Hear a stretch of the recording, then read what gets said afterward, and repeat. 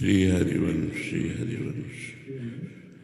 ये हम सबसे प्रार्थना करते हैं कि अगर नाम जप हम कर रहे हैं तो हमारी सारी कामनाएं पूर्ण हो जाएंगी, इसमें कोई संशय नहीं। भगवान की भी प्राप्ति हो जाएगी, इसमें भी कोई संशय नहीं। हमारे जीवन में जितनी त्रुटियां हैं, विश्वास कीजिए नाम जप के बल से वो सब दूर हो जाएंगे। पर ये 10 नामापराध हैं जो हम अपनी तरफ से आपको बता रहे हैं बिना प्रश्न किए। नाम जप करने पर भी आपको लाभ नहीं प्राप्त होगा। अगर ये 10 नामापराध आपके जीवन में हैं तो आप नाम जप करेंगे तो भी आपको लाभ नहीं प्राप्त होगा। फिर आप नाम पर अश्रद्धा कर लेंगे कि हमको इतने दिन हुए नाम जप करते हुए और हमें कोई लाभ नहीं प्राप्त हुआ।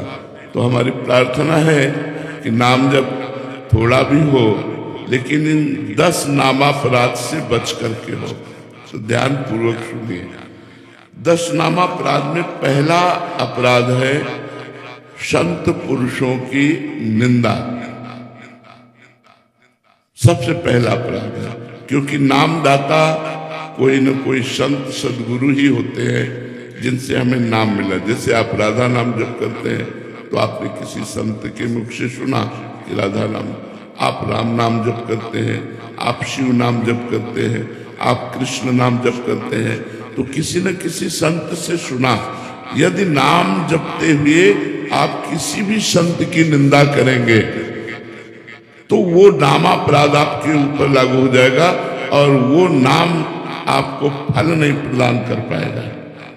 इसलिए जीवन में परदोष दर्शन, परदोष श्रवण और परदोष कथन से बचा जाए तो ये अपराध होगा ही नहीं। जैसे कोई आपके सामने ऐसा दृश्य उपस्थित है जो गलत है, यदि हमारा मित्र है, हमारा शिष्य है तो हम उसे समझा सकते हैं। यदि वो नहीं है तो तेरे भावे जो करे भलो बुरो संसार, नारायण तू बैठ के अपनो भवन बुहार। हमें चाहिए कि वो भला करे, वो बुरा भगवान जाने। हमको अपने हृदय में वो बुराई न देखनी है न कथन करनी है, अपने हृदय को बुराई से बचाना है। तो हम किसी की भी निंदा ना करें। पर निंदा के किए थे आवत नहीं कछु हाथ, मूरख पर्वत पाप को ले चल अपने साथ। पराई निंदा करने से हाथ तो कुछ लगता नहीं, पाप की गठरी बांधकर हमें नरक जाना होता है।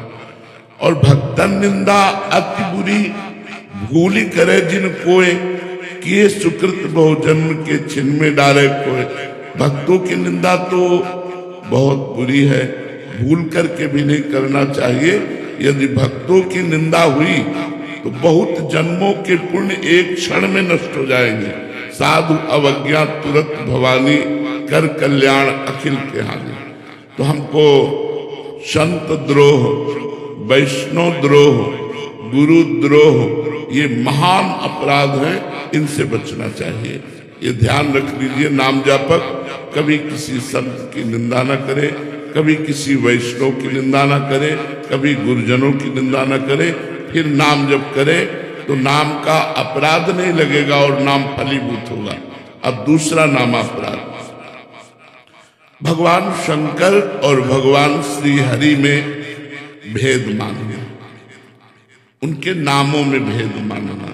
जैसे एक प्रसंग आता है रामचरितमानस में, काकभूषुंड जी अपने पूर्व के जीवन चरित्र का वर्णन करते हैं कि मैं एक ब्राह्मण बालक था, अवध में जन्मा था, पर भगवान शंकर के चरणों में मेरी बड़ी प्रीति थी।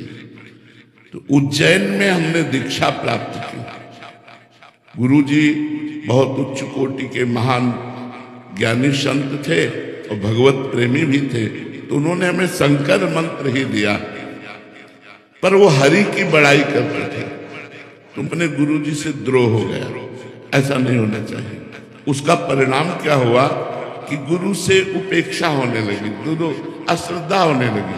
तो गुरु जी आए और उन्होंने उठकर प्रणाम नहीं किया। ये भारी अपराध है।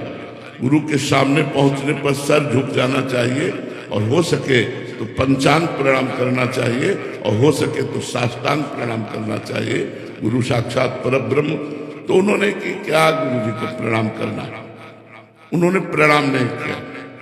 उसी समय भगवान शंकर असंतुष्ट हो गए।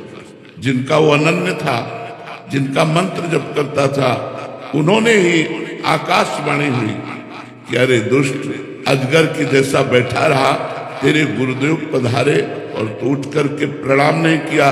कि मैं शाप देता हूं, 1000 बार अजगर योनि को प्राप्त हो, 1000 जन्म तुझे अजगर योनि को प्राप्त हो।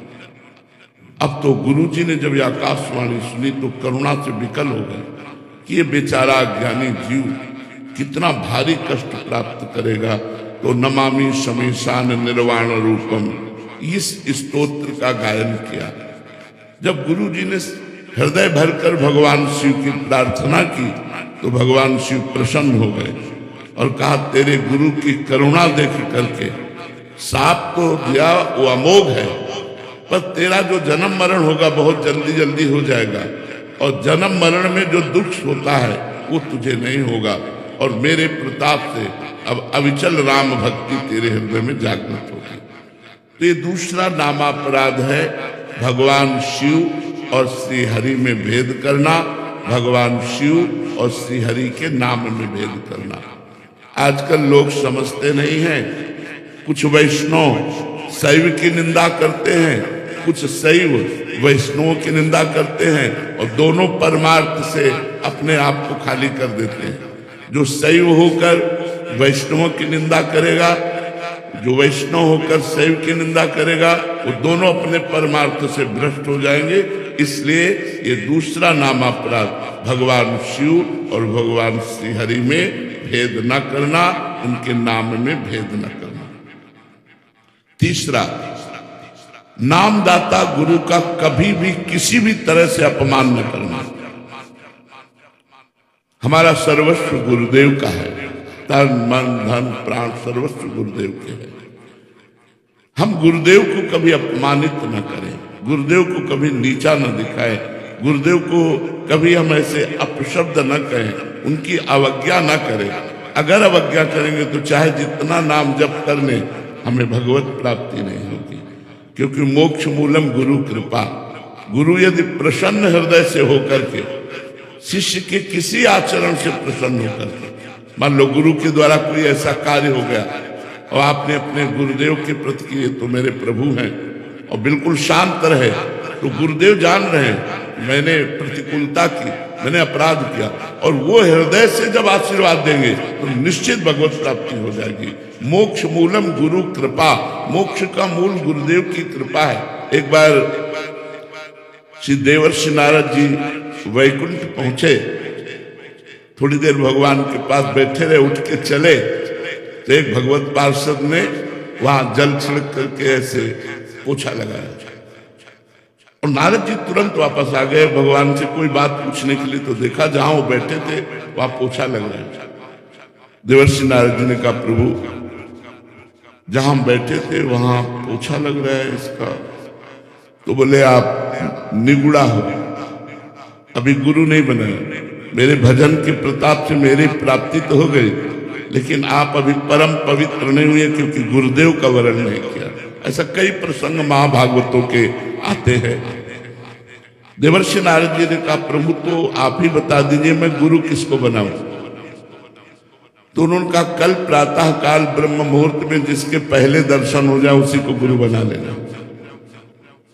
भगवान ने ऐसी लीला की कि प्रातः काल बहंगी टांगे हुए उसमें पानी भरने के लिए जो कहार जाता है वही रूप धारण करके भगवान पहला दर्शन किया। उनके मन में क्षोभ हुआ यार, क्या इनको गुरु क्या। दूसरे दिन भगवान के पास पहुंचे, भगवान ने कहा गुरु दर्शन हुए? बोले गुरु दर्शन तो नहीं हुए, कहार के दर्शन हुए जो पानी भरने वाला।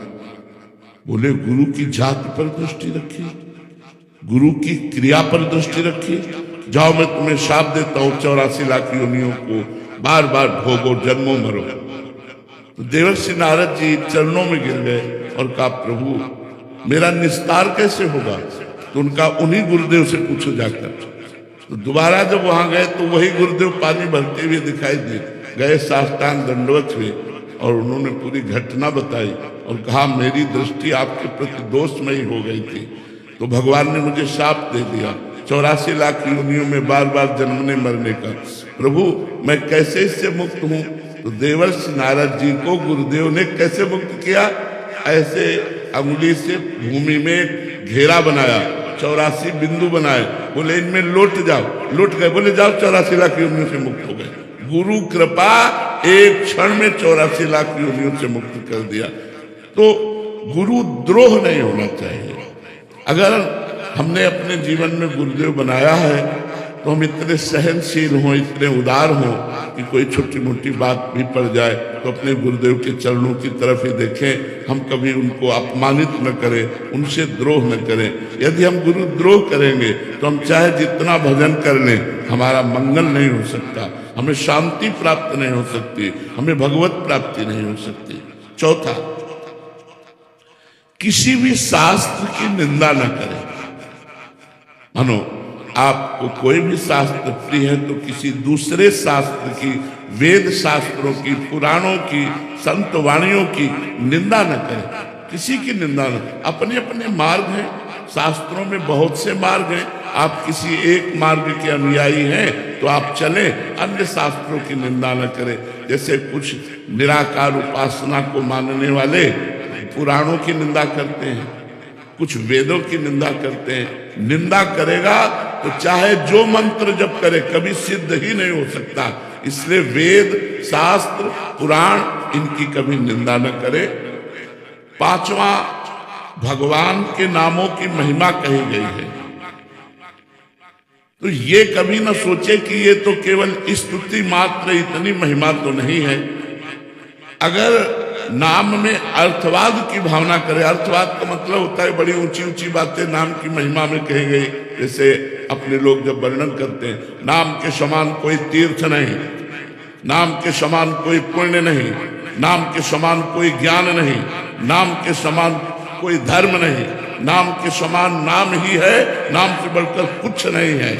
अब उसे ये न समझे कि एक नाम लेने मात्र से त्रिभुवन का कल्याण हो सकता है, ऐसा वर्णन। तो ये न समझे कि यार ये स्तुति मात्र है, अर्थवाद मात्र है, ऐसा समझना नाम का पांचवा अपराध है, नामापराध है। छठा, भगवान के नाम से पापों का नाश होता है।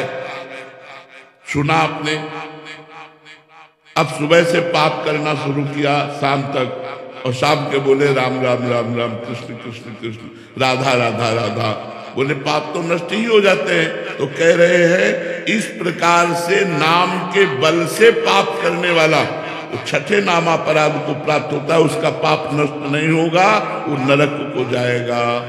नाम के बल से पाप नहीं करना, हमसे पाप हो गए तो नाम सब पापों का नाश कर देगा, पक्की बात है।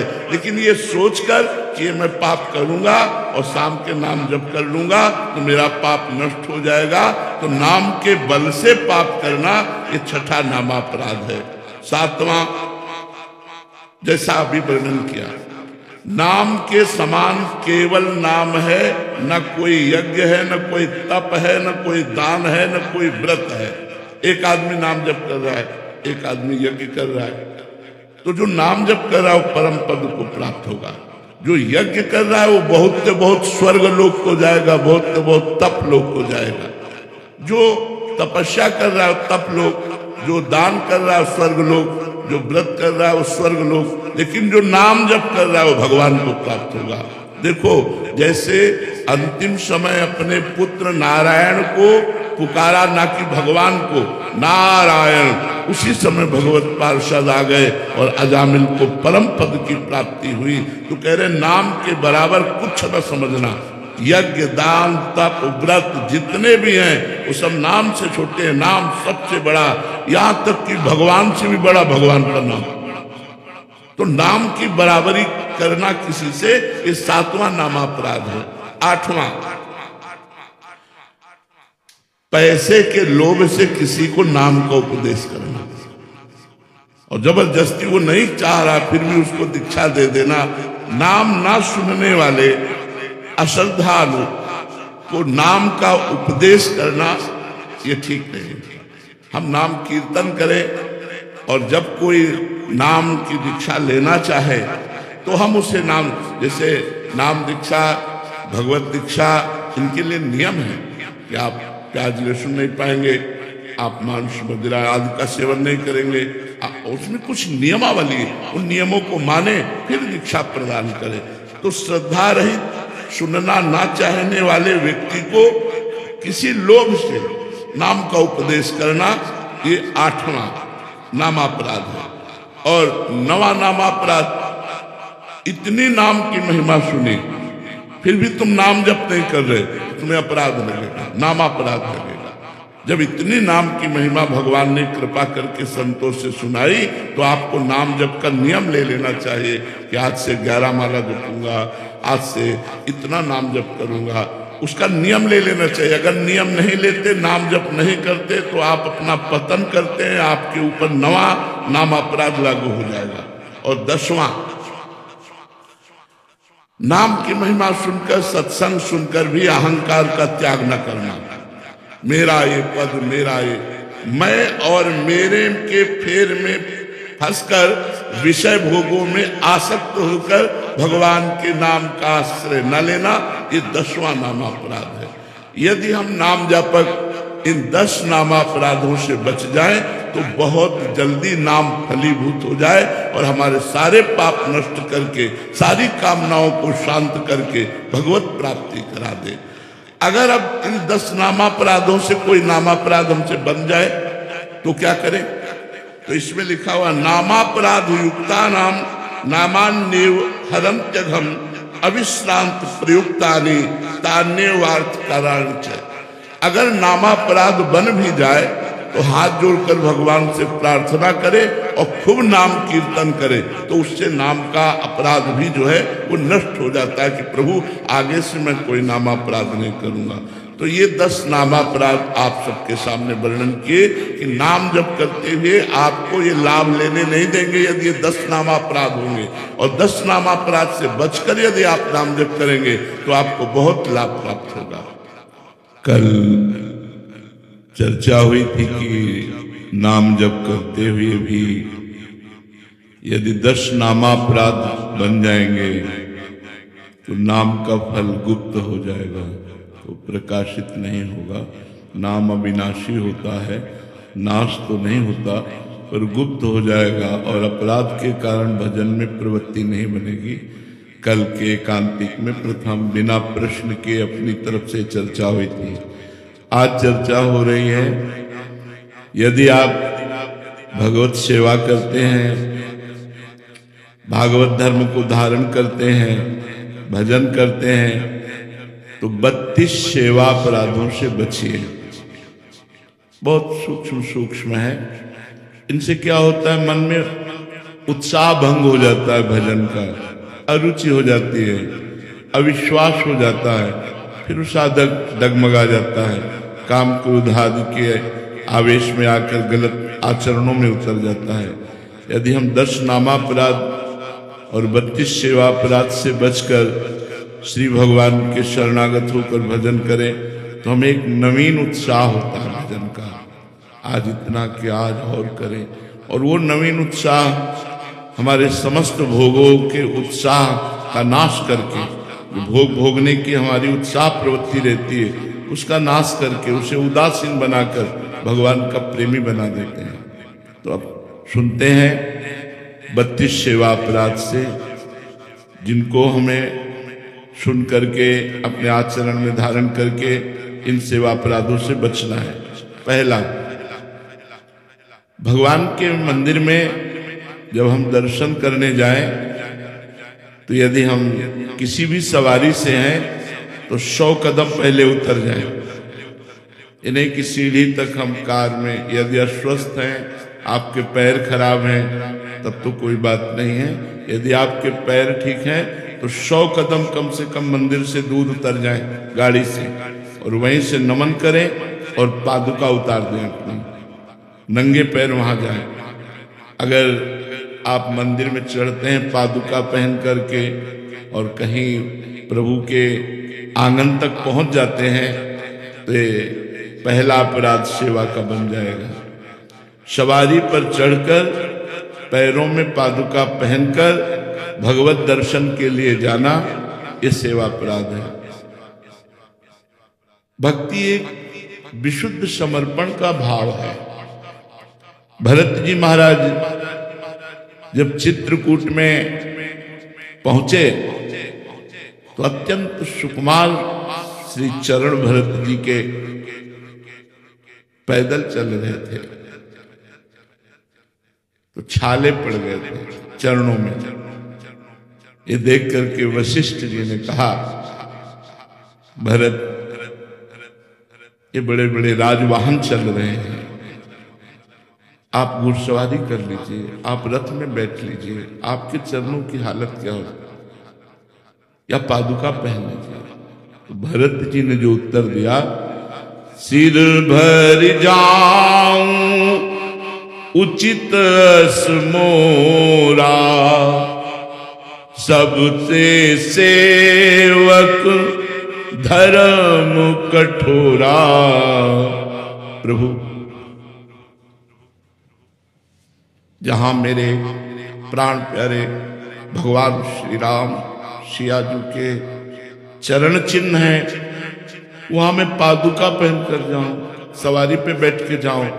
उचित तो ऐसा है प्रभु कि जहां मेरे सिया राम के चरण है वहां मैं सिर के बल जाऊं, सिर भर जाऊं उचित स्मोरा।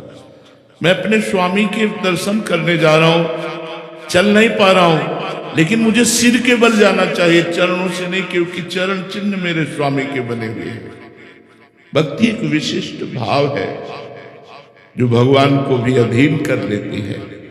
इसीलिए भक्त उपासक वैष्णव भजनानंदी को चाहिए कि अपने प्रभु के श्री विग्रह के दर्शन करने के लिए जब हम मंदिर में जाएं तो कम से कम 100 कदम पहले उतर जाएं और नंगे पैर जाएं।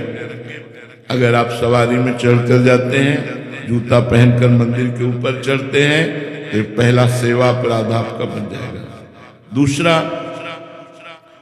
भगवान के उत्सवों को मनाएं।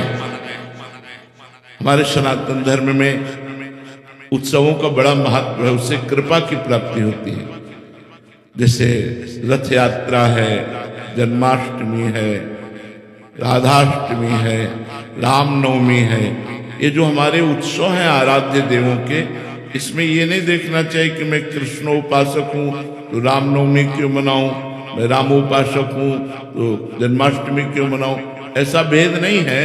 हम आनंदित होकर के जब कभी भगवान शिव के उत्साहपूर्ण उत्सव आते हैं, महाशिवरात्रि आदि, माता भगवती अंबाजी के नौ दुर्गा आदि, तो हम उत्सव मनाएं। सनातन धर्मावलंबी इन उत्सवों की अवहेलना न करें। उत्सव न मनाना एक अपराध है। हम 4 लोग मिलकर के रात भर नाम कीर्तन करें तो हमारी कृष्ण जन्माष्टमी हो गई, भगवत कथा सुने रात में, रामनवमी के दिन खूब उत्साह पूर्वक भगवान श्री राम के पावन चरित्रों का गायन, श्री राम जय जय राम कीर्तन करें। शिवरात्रि, नौ दुर्गा आदि, ये जो हमारे सनातन धर्म के उत्सव हैं, इनको करना चाहिए। ना करना या उत्सवों में शामिल ना होना आपकी सामर्थ्य नहीं है कि आप कर सकें, तो जहां उत्सव हो रहा है वहां घंटा 2 घंटा के लिए शामिल हो जाइए। यदि शामिल नहीं होते तो एक अपराध है। इस सेवा अपराध का दूसरा अपराध है। तीसरा, भगवान के श्री विग्रह के सामने जाकर प्रणाम न करना। भगवान के सामने गए, आप ऐसे खड़े, भगवान साक्षात विराजमान है, अर्चावतार भगवान के जैसे और अवतार हैं, ऐसे भगवान जो विग्रह में विराजमान है ये अर्चावतार है। तो भगवान के सामने जाकर के सबसे पहला काम होना चाहिए साष्टांग प्रणाम करें, पंचांग प्रणाम करें। साक्षात भगवान विराजमान है, आप बिल्कुल संशय मत कीजिए कि ये तो मूर्ति है। जाकी रही भावना जैसी, प्रभु मूर्ति देखी तिन तैसी। अगर आप भावना करेंगे मूर्ति है तो मूर्ति है, नहीं तो साक्षात बिहारी जी विराजमान है, किसी मूर्तिकार की रचना नहीं। साक्षात राधा वल्लभ लाल, साक्षात राधा, ये हम पर कृपा करके विराजमान है। हमारी सामर्थ्य नहीं कि हम इनको देख सकें, तो ये अर्चा विग्रह के रूप में विराजमान है। एक बार भगवान श्री कृष्ण को साष्टांग प्रणाम करने वाले को 10 अश्वमेध यज्ञ के अवभृत स्नान का फल प्राप्त होता है। एकोपि कृष्ण कृतः प्रणामो दशाश्वमेधा अवृतेन तुल्यः। दशाश्वमेधी, जो 10 अश्वमेध करने वाला है वो पुनरेपि जन्म, बड़ी बात है। लेकिन कृष्ण प्रणामी न पुनर्भव, जो एक बार श्री कृष्ण को साष्टांग लेट कर प्रणाम करता है, 10 अश्वमेध यज्ञ के अवभृत स्नान का फल मिलता है। लेकिन 10 अश्वमेध यज्ञ करने वाले में और श्री कृष्ण के प्रणाम करने वाले में अंतर है कि 10 अश्वमेध यज्ञ करने वाला स्वर्ग में जाएगा, पुण्य क्षीणे मृत्युलोके भी संति, लेकिन कृष्ण प्रणामी न पुनर्भवाए। इसलिए भगवान के श्री विग्रह के सामने जाते ही साष्टांग लेट जाए या पंचांग प्रणाम करे। कम से कम इतना देहाभिमान न पुष्ट हो कि हम भगवान के सामने अवहेलना पूर्वक खड़े हैं। देखते ही हाथ जुड़ जाए, नेत्र झुक जाए, साष्टांग लेट जाए, ये वैष्णवता है, ये भक्ति है। अगर आप प्रणाम नहीं करते तो तीसरा सेवा अपराध है। चौथा, अशौच अवस्था में मंदिर में दर्शन करने जाना। आप जैसे कपड़ा से ही लेटरिन गए हैं तो आपका अधिकार नहीं कि आप मंदिर में जाकर दर्शन करें। पहले जाइए, स्नान कीजिए, वस्त्र परिवर्तन कीजिए, वस्त्र पवित्र हो और आपका शरीर पवित्र हो। तो कोशिश करो कि भाव भी पवित्र हो, तब हम भगवान के दर्शन करने के लिए जाएं। एक एक कदम में आनंद का उल्लास होता है अपने प्रभु के दर्शन करने की भावना में। यदि आप खड़े खड़े लघु शंका करते हैं, आपके वस्त्रों में पेशाब के छींटे पड़ते हैं, आप अपवित्र हैं, मंदिर जाने के योग्य नहीं है, इसीलिए बुद्धि भ्रष्ट हो जाती है, कोई भाव नहीं आता, कोई अनुभव नहीं आता। मैं आपसे सच्ची कहते हैं, प्रभु के जो श्री विग्रह हैं, हमने अब वो सब बातें नहीं बताई जाती, मतलब ये साक्षात हैं। आपको हम ये कह रहे साक्षात हैं, एक एक बात आपकी सुनते हैं, एक एक बात देखते हैं, हम कैसे तुम्हें बताएं। ये प्रभु जो श्री विग्रह में आप केवल भाव करके देखिए, वो हमारे भावों को, वो हमारे भावों को ग्रहण करते हैं। जो प्यार से उनसे बात करो ना, सेकंड में उत्तर आता है, सेकंड में ऐसे बात करो और स्फुरित हो गया उत्तर, स्फुरित हो गया। ये प्रभु विराजमान है, तो हम अपने प्रभु के अशौच अवस्था में मंदिर दर्शन करने न जाएं। जब हमारा शरीर अपवित्र हो, हमारे वस्त्र अपवित्र हो, हमारा मुख अपवित्र हो। मुख में 3 बार आचमन करें, कृष्णाय नमः, गोविंदाय नमः, अच्युताय नमः। दाहिने अंगूठे से ऐसे करके हाथ पैर धो के पवित्र होकर भगवान के दर्शन करने जाए। अपवित्र दिशा में वस्त्र अपवित्र, शरीर अपवित्र, मुख अपवित्र, ऐसी दिशा में भगवत दर्शन करना अपराध माना जाता है मंदिर में जाकर के। 5वां, एक हाथ से भगवान को प्रणाम करना, ये शास्त्रीय पद्धति नहीं है। संत या भगवंत को दोनों हाथ जोड़कर प्रणाम किए जाते हैं। दोनों हाथ जोड़कर संतों को प्रणाम करते हैं और भगवान के सामने दोनों हाथ, ऐसे भगवान को नहीं किया जाता। ऐसे करना एक 32 सेवा अपराधों में एक अपराध है। एक हाथ से भगवान को प्रणाम नहीं करना चाहिए, ये 5वां अपराध है जो एक हाथ से प्रणाम करते हैं। 6ठा, जब हम भगवान की परिक्रमा देते हैं तो हमारे श्री ठाकुर जी महाराज की 4 परिक्रमा होती है। तो परिक्रमा में आप ऐसे जब चारों तरफ घूमते हैं तो श्री विग्रह के सामने जब आते हैं तो प्रत्येक परिक्रमा में रुकना चाहिए और रुककर प्रणाम करना चाहिए और फिर परिक्रमा देनी चाहिए। जैसे हम ठाकुर जी की ऐसे परिक्रमा दे रहे हैं तो ऐसे परिक्रमा करके आए, फिर प्रणाम किया, फिर दूसरी परिक्रमा, फिर प्रणाम, फिर तीसरी परिक्रमा, फिर प्रणाम, फिर चौथी परिक्रमा, प्रणाम। बहुत महत्वशील है भगवान की परिक्रमा करना। विश्व ब्रह्मांड के समस्त पुण्यों में सर्वश्रेष्ठ है। पृथ्वी की परिक्रमा कर लो, सब तीर्थों की परिक्रमा कर लो, तो तीर्थपाद तो भगवान है। भगवान की परिक्रमा कर ली, सबकी परिक्रमा हो गई। अगर 4 परिक्रमा श्री भगवान के मंदिर की कर ली, पूरी पृथ्वी की परिक्रमा हो गई। क्योंकि जितने तीर्थ हैं वो संत और भगवंत के द्वारा ही प्रकाशित हैं, और संत भगवंत से हैं, और भगवान स्वयं प्रिया प्रीतम विराजमान, उनकी जब परिक्रमा कर ली तो सबकी परिक्रमा हो गई। 4 परिक्रमा, और ऐसे रुक करके, जो बिना रुके हुए ऐसे घूमते रहते हैं, वो 32 सेवा अपराधों में ये 6ठा सेवा अपराध है। 7वां, श्री भगवान के श्री विग्रह के सामने पैर फैला के बैठे। मानो आपकी गांठों में दर्द है, आप मंदिर में बैठे तो भगवान के सामने ऐसे पैर फैला दिए, यह अपराध है, आपके पुण्य नष्ट हो जाएंगे। अगर आपके पैर दर्द करते हैं तो आप खड़े खड़े या बैठे बैठे जैसे बने दर्शन कर लीजिए, हट जाइए सामने से। उनके सामने ऐसे जो नहीं जानते हैं वो और पैर ऐसे सामने फैला दिए, वो अपराध है। भगवान के श्री विग्रह के सामने ऐसे पैर करके फैलाना, ये 32 सेवा अपराधों में 7वां सेवा अपराध है। 8वां, भगवान के श्री विग्रह के सामने घुटने लपेटकर हाथों से बांध कर बैठना। ऐसे जो घुटने ऐसे कर लेते हैं ना लोग, ऐसे ऐसे वो 32 सेवा अपराधों में 8वां। यही सब हमारी बुद्धि को भ्रष्ट कर देते। बोले मंदिर गए लेकिन कोई लाभ नहीं ले पाए, तो ये सावधानियां हैं। 9वां, श्री भगवान के श्री विग्रह के सामने बैठ गए और जपना चाहिए मंत्र धीरे धीरे। आलस्य, प्रमाद, सोना। अगर आप श्री विग्रह के सामने सो रहे हैं तो आपका अपराध बन रहा है। मत सो, 1 सेकेंड भले ही दर्शन करो, निकल जाओ मंदिर से, तो अपराध तो नहीं बनेगा, 1 सेकेंड के दर्शन का तो लाभ मिलेगा। 10वां, श्री भगवान के श्री विग्रह के सामने कुछ भी पाना, जैसे आपको कुछ भी मिला तो विग्रह के सामने से हट जाइए और फिर प्रणाम करके, प्रसाद है जो भी, चरणामृत है जो भी, वो सामने से हट जाइए। उनको देखते हुए ऐसे सामने ऐसे नहीं पाना, जो भी मिला है सामने से हट जाइए, एकांत होकर पा लीजिए, हाथ प्रक्षालन कीजिए, फिर दर्शन के लिए आ जाइए। 11वां, भगवान के विग्रह के सामने झूठ बोलना कभी नहीं। एक तो वहां बात ही ना करे, अगले में आएगा, लेकिन भगवान के सामने कभी, और गुरुदेव के सामने, ये 2 जगह कभी झूठ नहीं बोलना चाहिए। महत अपराध है। हमें चाहे जितना बड़ा दंड मिले, यदि हमने गलती की है तो अब की है, अब चाहे मुझे क्षमा कर दो चाहे दंड दो, वैसे तो कहीं झूठ नहीं बोलना चाहिए। पर अगर कहीं हमसे झूठ बोल जाता है तो हम जब भगवत आराधना करते हैं तो भस्म हो जाता है। लेकिन भगवान के सामने अगर हम झूठ बोले मंदिर में, गांव में भी किसी बात का प्रमाण लिया जाता था तो बोला जाता था आप मंदिर में चढ़ के बोल दो, हम मान जाएंगे।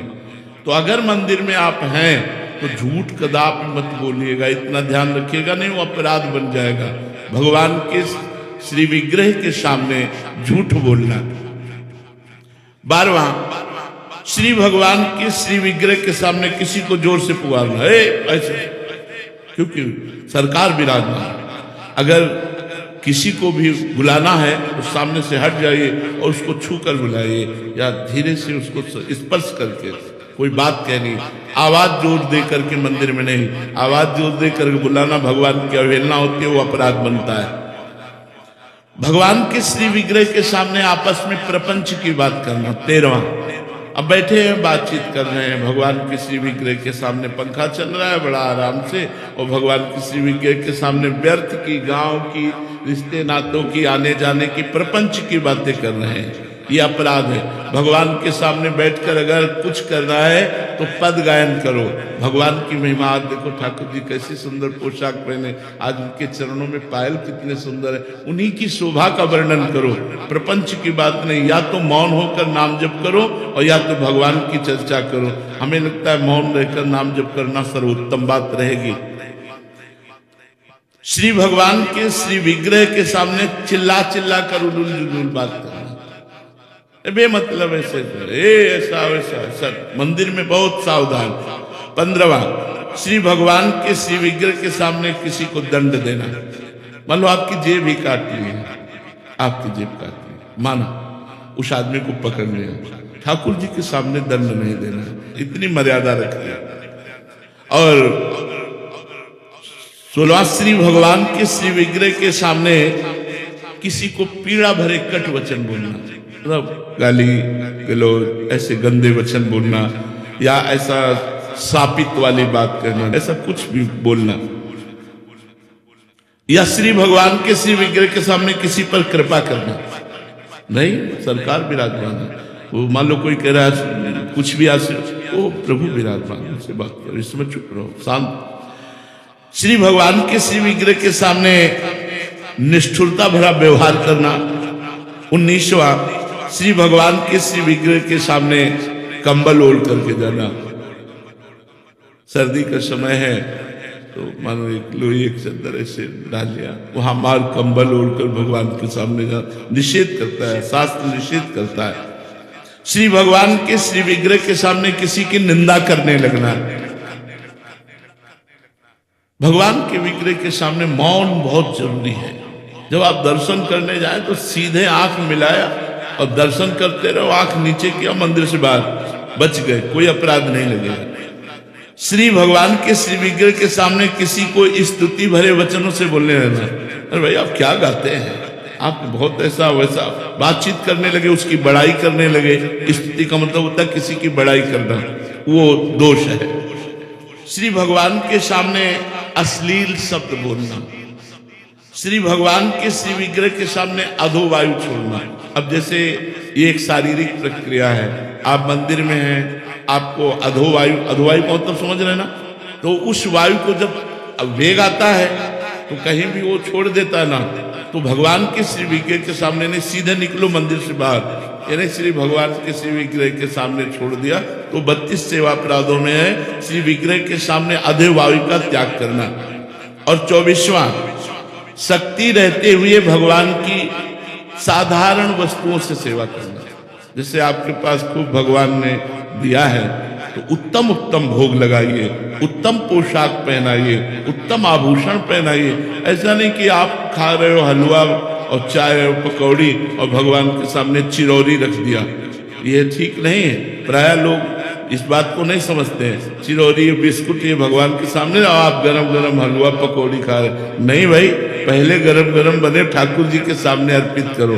तो उत्तम उत्तम पदार्थों से, उत्तम उत्तम पोशाक आभूषणों से श्री ठाकुर जी की सेवा करनी चाहिए। 25वां भगवान को निवेदन किए बिना अगर आप जल भी पीते हैं तो आपके सुकृतों का नाश होता है। गीता में भगवान ने कहा मुझे अर्पित किए हुए बिना जो भोजन पाता है वो पाप पाता है। तो कोशिश करो भगवान को भोग लगा करके ही पाओ अपने घर में जो ठाकुर है। और आप जहां नौकरी करते हैं या आप व्यापार करते हैं, ऑफिस में जाते हैं, तो 1 मिनट के लिए आप धैर्य रखिए, अपना टिफिन खोलिए और आंख मूंदिए और भगवान का चिंतन कीजिए और कहिए हे प्रभु आप भोग लगाइए, और बस अपने ठाकुर की जयकार बोलिए। जो भी आपके इष्ट है, जैसे अपने लोग राधा वल्लभ लाल की जय धीरे से बोला और बस फिर प्रसाद पाने लगे। मानसिक भगवान को तो भोग लगाए, जल है अंदर से राधा वल्लभ लाल की जय, प्रभु हमारे हृदय मंदिर में बैठे हो आप पाओ। बिना जयकार किए, बिना अर्पित किए हुए 1 बूंद पानी भी न पियो। देखो आपकी बुद्धि कितनी निर्मल हो जाएगी, कितना भजन में रुचि बढ़ेगी। जो लोग कहते हैं ना भजन में रुचि नहीं बढ़ती, तो अब मनमानी चाट पकौड़ी ऐसे दुकानों में खाते घूमोगे, भजन बढ़ेगा। बिना भगवान को अर्पित किए हम कह तुम्हारा मन है आज हम, चलो ठीक आप ले लो, मान लो वही दुकान पे खाना, आंख मूंदिए और भाव में आए कि हे प्रभु मेरा मन मतलब आप गोलगप्पा पाना चाहते, राधा राधा राधा वल्लभ लाल की जय, हर गोलगप्पा में राधा बोलिए और पवाइए, देखो आपकी बुद्धि शुद्ध रहेगी, बुद्धि भ्रष्ट नहीं होगी। ऐसे तो फिर मनमानी करने से बुद्धि अपवित्र हो जाती है। 26वां ऋतु का जो फल है वो जरूर भगवान को भोग लगाना चाहिए। अलग अलग ऋतुओं में फल आते हैं, अलग अलग ऋतुओं में शाक आते हैं, तो शाक फल आदि उत्तम ये ऋतुओं में। आज ठाकुर जी बहुत ठाकुर जी प्रसन्न होते हैं। एक बार चोखा मेला जी महाराष्ट्र के थे, तो ठाकुर जी की आराधना में तो बड़े उच्च कोटि के भावयुक्त महापुरुष थे, तो बाजार जा रहे थे घर की वस्तु लेने, तो देखा केले का ऋतु था, नए नए केले इतने बड़े बड़े पके, तो उन्होंने कहा कि सामान क्या लेना, ठाकुर जी के लिए केला ले लेते हैं। और केला लिए और मंदिर में दरवाजे पर जाकर के आवाज लगाई और भगवत पार्षदों को कहा विठ्ठल भगवान को भोग लगा दीजिए। आज उन्होंने हमें प्रेरणा की कि केला, बोले तेरे केला कौन भोग लगाएगा। तो उन्होंने एक तरह से अपमानित करके उनको बड़ा दुख हुआ। आपने हमें प्रेरणा क्यों की, और प्रेरणा क्यों, अगर प्रेरणा की तो आपने मुझे ये धक्का दे के बाहर क्यों, ये क्या लीला है आपकी। मैं तो घर की वस्तु लेने गया था, प्रेरणा आपने की कि केला मुझे चाहिए, मैंने केला खरीद कर जब आपको दिया तो आप अपमानित करवा के मन, मुझे अपमान का दुख नहीं, लेकिन मैंने तो सुना है आप केवल भावग्राही है, किसी का भी हो आप सबके भाव ग्रहण करते हैं, मैं अपने प्राण त्याग दूंगा। और जाके घर में सिटकनी लगाई बस कि न खाऊंगा न पीऊंगा, क्योंकि ऐसा क्या जे ही ठाकुर जी को वहां रात्रि में शयन कराया गया, दरवाजा खटखटाया, चोखा मेला जी चोखा, वो अमृत भरी आवाज रह न सके, तुरंत जय खोला तो श्याम कांति और भगवान मधुर मधुर मुरली वादन करने वाले श्री कृष्ण देखा, चरणों में लौट गए, प्रभु प्रभु प्रभु आए और उनकी गोद में बैठ के बोले केला खवा, और वो ऐसी केला रखे। बोले प्रभु मैं चतुरारे, बोले छोड़ो, मैंने कब कहा चतुर्वर्ण का, मैं तो भाव का भूखा हूं, मैं किसी वर्ण या किसी पद प्रतिष्ठा में नहीं बिकता, मैं भाव में बिकता हूं। गोद में बैठ करके चोखा मेला जी की भगवान ने केले, और बोले सुनो ये 2 केले दे दो, रुक्मिणी जी को भी पवाएंगे। वहां विठ्ठल भगवान और रुक्मिणी जी महाराष्ट्र में विराजमान है, तो 2 केले पीताम्बर में लिए, अंतर ध्यान हो गए, और अंदर से जाके मंदिर की सिटकिनी बंद कर ली, और 2 केले रुक्मिणी जी को पवा के छिलके आंगन में फेंक दिए। अब जब सुबह हुआ दर्शन के लिए तो बाहर से ताला खोला, अब अंदर से बंद है मंदिर। अब सब परेशान हो गए, कैसे खुला, अंदर कैसे बंद हो गया। तो स्तुति की, बड़ी प्रार्थना की, भगवान से विनय की, तो आवाज आई जाओ चोखा मेला जी को पालकी में बैठाल करके जब लाओगे और वो हमसे प्रार्थना करेंगे तो मंदिर का दरवाजा खुलेगा, नहीं तो नहीं खुलेगा। ऐसा ही करना पड़ा, पालकी में बैठाल के चोखा मेला जी को लाए, और जब चोखा मेला जी ने प्रार्थना की प्रभु दरवाजा खोल दीजिए, फटाक से दरवाजा खुल गया। जो पुजारी जन थे उन्होंने देखा छिलके पड़े, बोले प्रभु छिलके कैसे, बोले चोखा मेला जी के केला के। तुम क्या समझते हो मैं किसी जाति से बिकने वाला हूं, नहीं, विद्या रूप महत्व कुल धन यौवन अभिमान, ये सब सच कंटक रहे न भक्त निदान। जहां 6 प्रकार का अभिमान होता है वहां मेरी भक्ति नहीं रहती तो मैं कैसे रह सकता हूं। तो भगवान को अच्छी वस्तु देखा, अरे ये तो प्रभु के लिए बहुत अच्छी रहेगी, चलो आज ये ले चलते अपने ठाकुर को भोग लगाते हैं। ऐसा भाव रखना। किसी शाक या फल आदि के अगले भाग को तोड़ करके अच्छा अच्छा अपने लिए रख लेना और फिर ऐसा भगवान को अर्पित करना, ऐसा नहीं होना चाहिए। श्री भगवान के श्री विग्रह के सामने पीठ नहीं दिखाना चाहिए, ऐसे रहना चाहिए जैसे भगवान के विग्रह के सामने। इसीलिए जब परिक्रमा करते आते हैं तो घूम के तुरंत प्रणाम करके फिर दाहिने करके चले आते हैं। भगवान की तरफ पीठ करके नहीं बैठना चाहिए, पीठ भगवान को नहीं दिखानी चाहिए। श्री विग्रह के सामने किसी को प्रणाम नहीं करना चाहिए। अब यहाँ सावधानी की जरूरत है। जैसे गुरुदेव भगवान आ जाते हैं, हम दर्शन कर रहे होते, हमारी दृष्टि गई, गुरुदेव भगवान आ गए, तो हमको फिर भगवान से दृष्टि हटाकर गुरुदेव भगवान को प्रणाम करना चाहिए। मोते अधिक गुरु ही जिए जानी। अगर कोई संत भगवान दिखाई देते हैं ऐसे नेत्रों से किया, ऐसे प्रणाम किया और फिर ठाकुर जी के दर्शन करने लगे, और जब वो श्री विग्रह से दूर हुए तो उनको फिर प्रणाम नमस्कार। लेकिन गुरुदेव को तुरंत, गुरुदेव आ गए, तुरंत ठाकुर जी से दृष्टि हटा के गुरुदेव के चरणों में प्रणाम करे, फिर ठाकुर जी के दर्शन करे। बकाया श्री विग्रह के सामने किसी और को प्रणाम न करे, सीधे बस ठाकुर जी के दर्शन करता रहे। जब गुरुदेव मिले, जय बार गुरुदेव मिले, ये 30वां अपराध बता रहे हैं। गुरुदेव आए और आप उठ करके खड़े नहीं हुए, मतलब एक बार प्रणाम करें तो क्या बार बार प्रणाम करें, नहीं, अभ्यर्थना, बार बार उनकी वंदना। गुरुदेव आए, खड़े हो गए, मान लो आप 10 बार आए तो 10 बार खड़े हो जाए, जय बार वो हमारे सामने आए, गुरुदेव गुरुदेव की अभ्यर्थना और गुरुदेव की आज्ञा का पालन, अवज्ञा नहीं। जो आज्ञा हो गई, बड़ा फल है आज्ञा पालन में, पर कभी कभी गुरुदेव की बड़ी प्रतिकूल आज्ञा हो जाती है। जैसे एक बार श्री रामानंदाचार्य जी एक बगीचे में भ्रमण करते हुए पहुंचे, ठाकुर का सिंहासन विराजमान हुआ, वहां समीप पर कुआं था, कुआं से पानी मंगाया तो कुआं के पानी में हल्की सी बदबू थी, क्योंकि उसके ऊपर एक पेड़ की डाल आ रही थी और सारे पत्ते कुएं में जा रहे थे। तो आचार्य चरण ने देखा और बहुत से शिष्य थे, सबसे कहा ये डाल हट जाए तो कुएं का पानी ठाकुर जी की सेवा के लिए ठीक हो जाए, तो पूरा हमें पेड़ नहीं काटना, पूरी हमें डाल नहीं काटनी, हमें उतना ही सिर्फ काटना है जो कुएं के ऊपर है, तो चलो कुल्हाड़ से काटो। तो विज्ञ शिष्य जनों ने कहा जय जय, जो काटेगा वो तो कुएं में चला जाएगा, क्योंकि लंबी डाला ही है। अगर पेड़ के पास से काटनी हो तो सुविधा है, नहीं तो बैठ करके तो इधर ही काटेगा, और काटेगा तो कुल्हाड़ से कुएं। बोले इससे मुझे कोई मतलब नहीं, डाल कटनी चाहिए। एक खड़ा हुआ कि जीवन तो गुरुदेव के लिए, मर जाऊंगा तो क्या, गुरुदेव की आज्ञा में खड़े। बोले गुरुदेव मैं काटता हूं, हो गए काटा, जो ही काटा सो डाल और कुल्हाड़ और वो सब कुएं में चले गए। अब सबसे और जो शिष्य थे गुरुदेव गुरुदेव तो कुएं में चले गए। गुरुदेव एकदम निरपेक्ष बैठे, 10 मिनट हो गया, बोले गुरुदेव तो मर गए होंगे, बिल्कुल निरपेक्ष बैठे। थोड़ी देर में नमो नमः, जय हो ऐसे शब्द हुए और कुएं से ऐसे बाहर वो शिष्य आए और आकर गुरुदेव को प्रणाम किया और कहा ये सिया राम जी ने प्रसाद दिया है। तो उनका कहाँ गए थे, 10 मिनट हुए। बोले जे ही कुल्हाड़ से काट कर मैं नीचे गया तो भगवान राम जी के पार्षद मुझे साकेत धाम ले गए और वहां सिया राम जी के दर्शन कराए और सिया राम जी ने आपके लिए प्रसाद भेजा। सब शिष्य सोचने लगे हाय मैंने ये क्यों नहीं किया।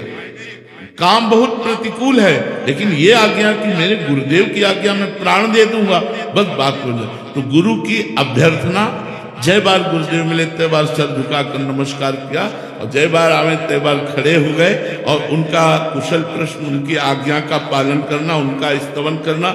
यदि हम ऐसा नहीं करते तो ये 30वां अपराध बनता है। 31वां, अपने मुख से भक्तों के बीच में अपनी प्रशंसा करना, अपनी बड़ाई की बात करना, इससे पुण्य नष्ट हो जाते हैं। जो अपनी प्रशंसा करता है, दूसरों की निंदा करता है, उसके सारे सुकृत्य नष्ट हो जाते हैं। 32वां, किसी भी देवता या किसी भी भगवान की निंदा कानों से न सुनना।